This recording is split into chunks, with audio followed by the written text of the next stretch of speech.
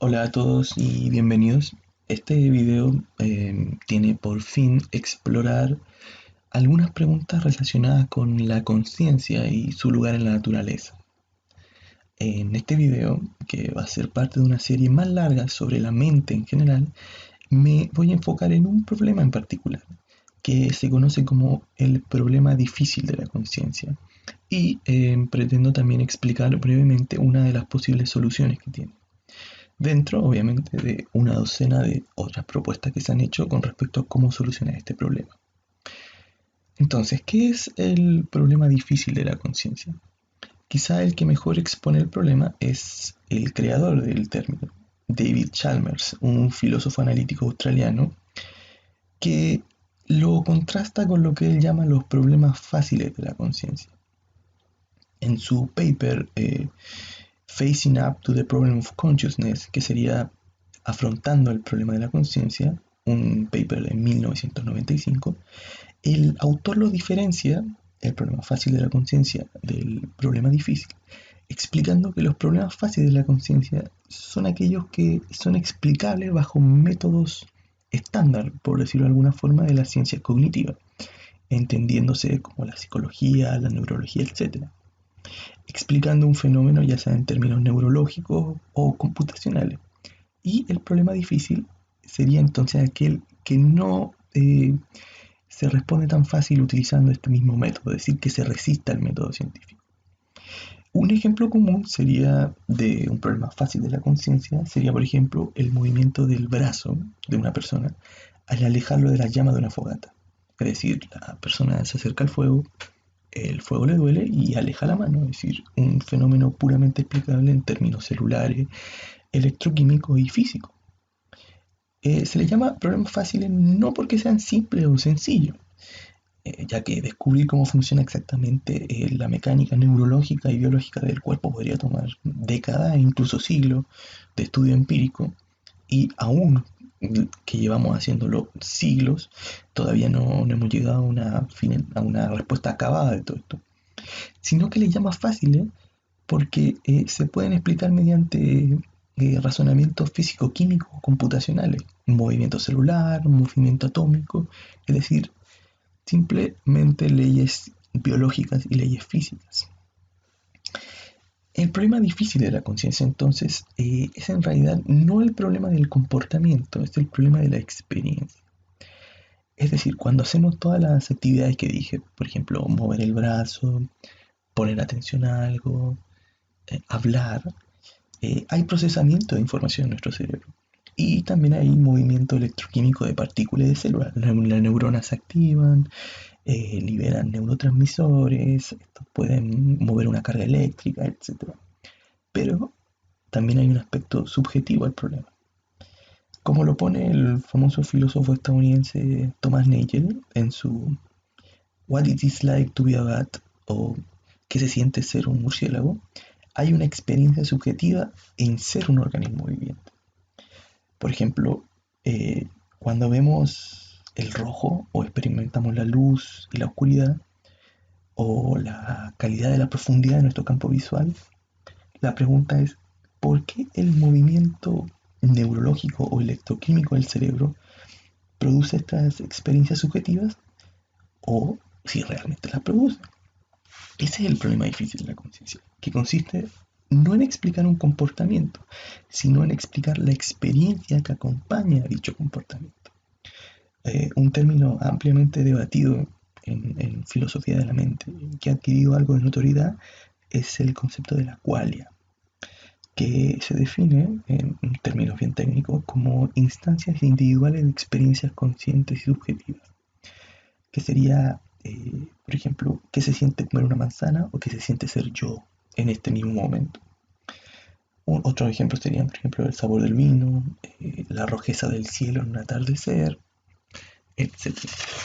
Como lo explica el filósofo y científico cognitivo Daniel Dennett, la cual es un término extraño para algo que no podría ser más familiar, la forma en que las cosas se sienten. Hay dos formas sencillas de enfatizar las diferencias entre el problema fácil y el problema difícil.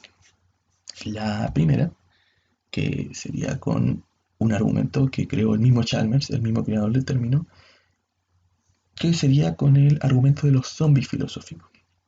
¿Cómo va? Bueno, de acuerdo a este argumento, es concebible en el sentido de que uno puede llegar a imaginarse un sistema biológico que es físicamente idéntico a un ser consciente, pero que no tiene conciencia. Es decir, un cuerpo que se mueve y se comporta igual a una persona, pero no tiene estas experiencias subjetivas. A esta persona, por así decirlo, se le conoce como un zombie filosófico.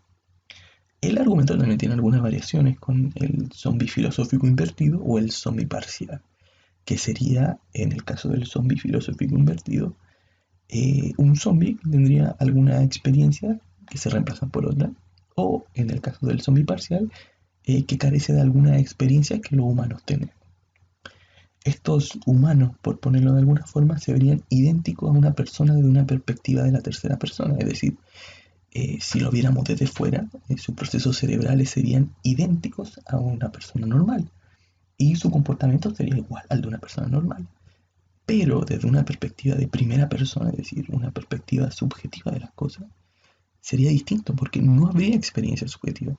El zombie se movería, lloraría, reiría, haría todo, pero no tendría cuáles, es decir, no tendría las sensaciones que acompañan a las experiencias de llorar, de reír o de moverse. Obviamente no hay buenos motivos para pensar que personas así realmente existen.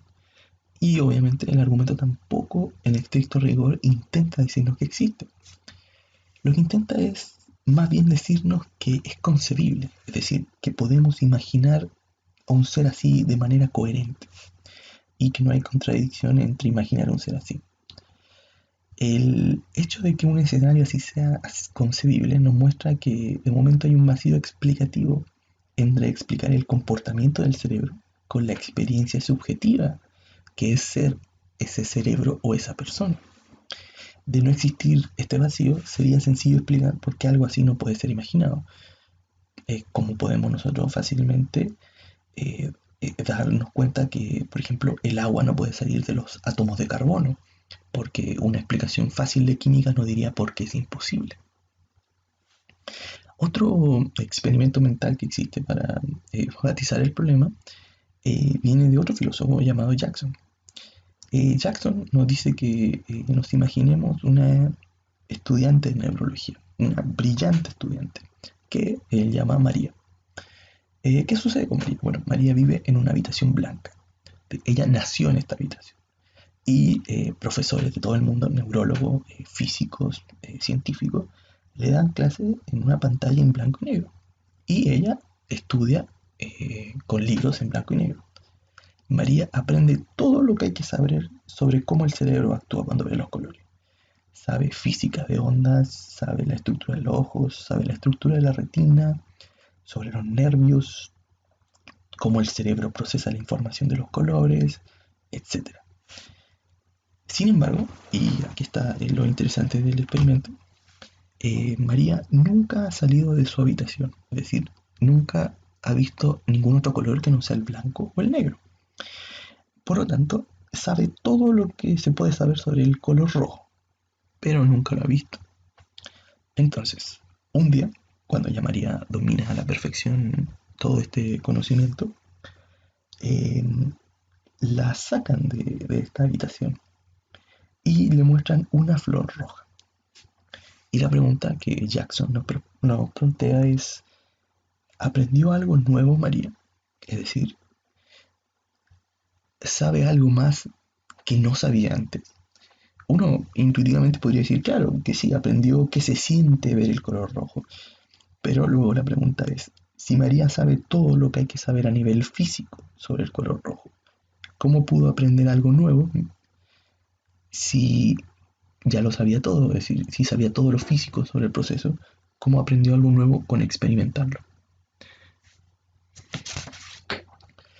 Obviamente, las soluciones del problema difícil de la conciencia siempre han sido múltiples. Algunos plantean negar la existencia del problema y algunos creen que simplemente nos falta más información neurológica, es decir, a medida que aprendamos más sobre el cerebro, eventualmente vamos a llegar a una solución. Y por el otro extremo, es decir, en contraposición a los que niegan el problema, la otra posición radical sería decir que el humano simplemente no posee un cerebro adecuado para estudiar o entender el problema, que sería el equivalente a enseñarle a un perro a hacer cálculo diferencial. Es decir, no tenemos la suficiente inteligencia. Esta postura se conoce como el misterianismo. No es muy seguida, pero hay algunos proponentes de esta posición como derrotista, por decirlo de alguna forma. Pero, en general, el tipo de soluciones que se plantean se pueden agrupar en dos grupos. Por un lado tenemos a los dualistas y por otro lado tenemos a los monistas. ¿Qué quiere decir esto? Bueno, los dualistas dicen que hay dos tipos de sustancias: las cosas físicas y las cosas mentales.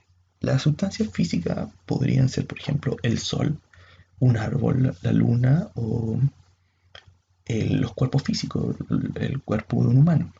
Y las sustancias mentales serían como lo que generalmente se conoce como el alma, es decir, las sensaciones, las emociones, las experiencias subjetivas. Y al menos dentro de la posición más popular, el cerebro es físico, pero el alma entra en el cerebro y lo controla. Un ejemplo clásico es el teatro cartesiano, donde el alma está dentro del cuerpo y recibe toda la información y luego mueve palancas, por decirlo de alguna forma, y controla el cuerpo. Copo está una postura comúnmente atribuida a Descartes, aunque la posición le precede mucho, obviamente hay muchas variantes. La principal crítica que esta postura ha recibido es que si el alma entra al cuerpo y lo maneja como en el teatro cartesiano, debería poder encontrarse algún punto donde hay algún tipo de movimiento neuronal que requiere de esta sustancia externa, es decir, podríamos notar que hay un vacío a nivel del movimiento de las neuronas. Pero, obviamente, como sabemos, pese a décadas e incluso siglos de estudio neurológico, nada sugiere que exista algo así. El cerebro, como nos dice la mejor ciencia, no parece ser influenciada por nada que no sea físico. Bueno, ¿cuál es la segunda categoría de soluciones? La segunda categoría son las soluciones monistas, que sostienen que hay un solo tipo de sustancia. Eh, Generalmente se dice que esa sustancia es la física y que la mente es un producto de lo que sea que conforme a los cuerpos físicos, es decir, que la mente surge a partir de estructuras físicas, es decir, partículas subatómicas que adquieren cierto grado de complejidad y la conciencia nace de esto. Pero la estructura física que precede a la mente no tiene propiedades físicas, tiene propiedades como la masa, la carga eléctrica, el spin, velocidad, posición física, es decir, propiedades de partículas subatómicas. El problema de esta postura obviamente es que por mucho que hayamos estudiado neurología, todavía tenemos el vacío explicativo de explicar cómo estas partículas nos producen la experiencia subjetiva, es decir, cómo se soluciona el problema difícil de la conciencia. Otra postura que también es monista, muy poco menos seguida de hecho, es el idealismo. El idealismo también plantea que hay una sola sustancia, pero a diferencia del fisicalismo, que fue la posición que expliqué anteriormente, el idealismo plantea que esta sustancia no es física, sino que es la mente. Es decir, que todo lo que existe es mental y lo que entendemos por el mundo físico se produce a partir de la mente. Es una postura un poco menos seguida y puede que la expanda en otra de estas lecturas. La postura en la que yo me quiero centrar y que podría de hecho considerarse como una especie de cuarta solución en contraposición al dualismo, al fisicalismo y al idealismo sería el monismo neutral, que se incluye dentro de la categoría de las ideas monistas. El monismo neutral en realidad son un conjunto de posturas que en su conjunto intentan explicar el problema tomando como premisa que hay solo un tipo de sustancia, como el fisicalismo o el monismo en general, pero dice que esta sustancia base presenta algunas características que son mentales, es decir, en parte como el dualismo, al decir que parte de lo mental es fundamental a la realidad. Es decir, lo que intenta decir es que la conciencia no surge de propiedades ajenas a la conciencia, es decir, que la mente no surge de propiedades que no son mentales, sino que las propiedades de la conciencia o de la mente son fundamentales, es decir, son como la masa, son como la carga eléctrica, son como el spin. En cierta forma se podría decir que las partículas subatómicas, o por ejemplo los electrones o los protones, tienen una qualia, o hay una forma de ser de los protones, es decir, se siente de cierta forma ser un protón. Algunos obviamente no adoptan esta postura tan radical y tan extraña y prefieren algo más, no tan extremo, diciendo que si bien no hay una forma de sentirse de las partículas subatómicas tienen propiedades que son como prequalia o preconciencia, es decir, son propiedades que bajo cierto grado de complejidad dan lugar a la conciencia.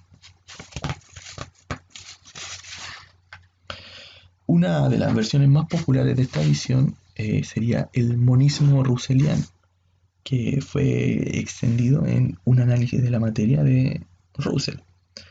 Russell inicia su explicación apuntando que las características que le damos a los objetos físicos explicados por las ciencias son propiedades caracterizadas por su relación entre ellos. ¿A qué me refiero con esto? Por ejemplo, un electrón se entiende en relación a qué tipo de relación sostiene con otras partículas. Y, por ejemplo, conceptos como la masa se caracterizan por tener un rol que explica el comportamiento de la materia, como la tendencia a resistir la aceleración en un cuerpo. Pero es que es por estas explicaciones basadas en un comportamiento que la física no dice nada sobre las propiedades intrínsecas de estas entidades. Es decir, la física lo único que nos explica es cómo se comportan estas partículas o qué relación tienen con otras partículas, pero no nos dice qué es la partícula en sí misma. Cuando tenemos un objeto actuando o comportándose en relación entre ellas, esperamos obviamente naturalmente que haya algún tipo de propiedad intrínseca que explique por qué presentan estas disposiciones o estos comportamientos. Pero la física no nos dice nada sobre esto. Lo que plantea obviamente la pregunta es cuáles son las propiedades intrínsecas de los cuerpos físicos. De forma parecida, se dio cuenta Russell, podemos ver que la pregunta es muy parecida a la pregunta que plantea el problema difícil de la conciencia, ya que la conciencia también parece ser un fenómeno intrínseco que difícilmente se acopla a las características estructurales y de comportamiento del mundo físico.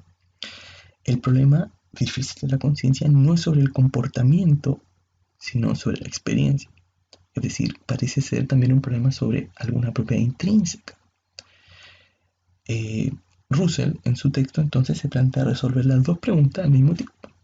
Es posible, decía Russell, que las propiedades intrínsecas del mundo físico sean en parte o totalmente propiedades mentales, o muy cercanas a las propiedades mentales, lo que significaría que tanto la realidad física como la realidad mental en realidad se forman de la misma cosa.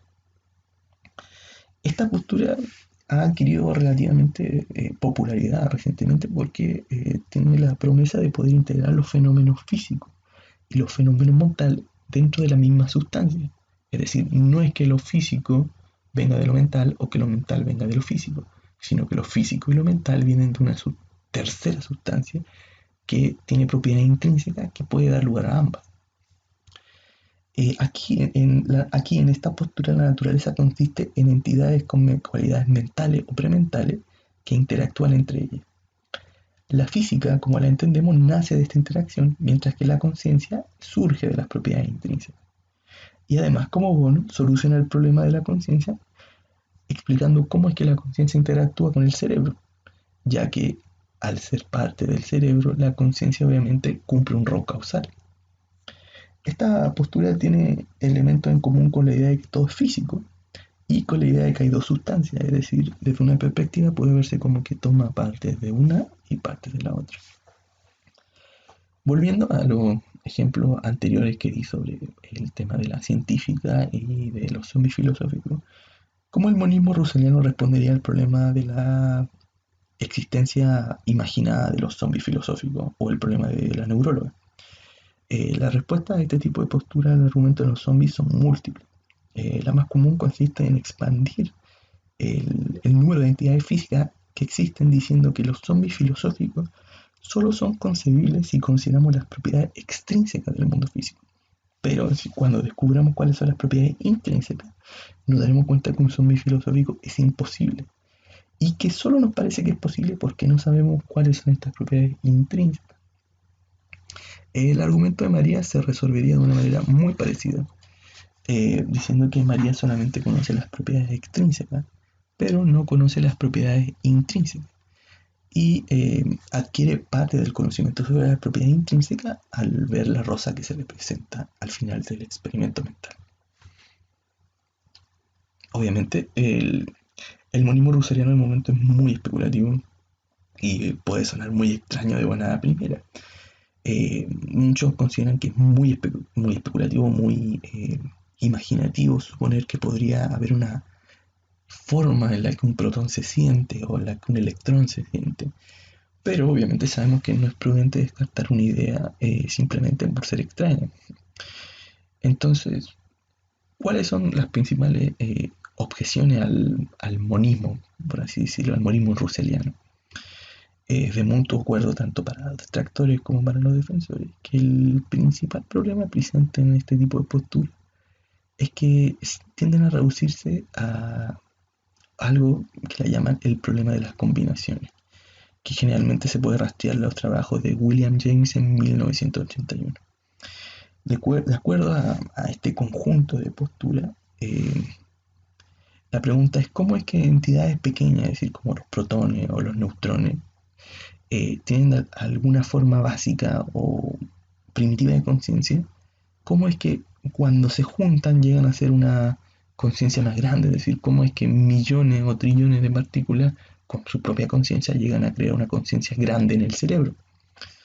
El problema radica en que es muy difícil hacer sentido al hecho de que estas pequeñas conciencias o preconciencias puedan unirse y formar una más grande. El problema, desgraciadamente, de momento carece de una solución que las dos partes puedan decir que es válida o que lo explica a su totalidad. Sin embargo, obviamente el hecho de que no exista una explicación o mecanismo que podría explicar esto no es una razón obvia para rechazar la hipótesis. A modo de ejemplo, debieron pasar décadas desde que Darwin formuló los principios de la selección natural para que se encontrara recién un mecanismo que fue la genética.